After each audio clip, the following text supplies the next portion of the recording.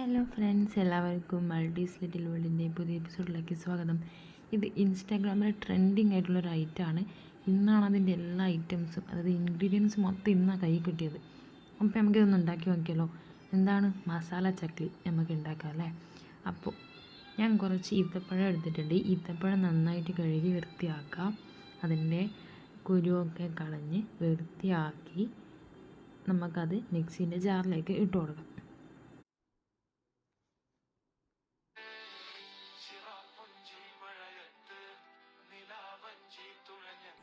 മിക്സിൻ്റെ ജാറിലിട്ട ഈത്തപ്പഴത്തിലേക്ക് ആവശ്യത്തിന് ഉപ്പ് നമുക്ക് ചേർത്ത് കൊടുക്കാം.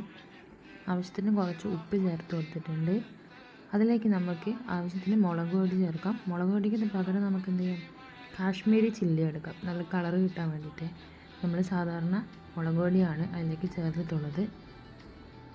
പിന്നെ നമ്മൾ ചേർക്കുന്നത് കുറച്ച് വെള്ളം, അര ഗ്ലാസ്സൊന്നുമില്ലേ, ലേശം കുറച്ച് വെള്ളം മാത്രം അതിലേക്ക് ചേർത്ത് കൊടുക്കുന്നുണ്ട്. അതിനുശേഷം ഒരു ചെറിയ കഷ്ണം നാരങ്ങ നമ്മളത് പിഴിഞ്ഞിട്ട് അതിലേക്ക് ഇട്ട് കൊടുക്കുകയാണ്. കുറച്ച് അതിൻ്റെ നീര്, പിന്നെ നമ്മൾ കുറച്ച് വിനാഗിരിയും കൂടി ചേർക്കുന്നുണ്ട്. മിക്സാക്കി വെച്ച സംഭവം നമ്മൾ മിക്സിയിലിട്ട് അരച്ചങ്ങ് എടുത്തിട്ടുണ്ട് കേട്ടോ.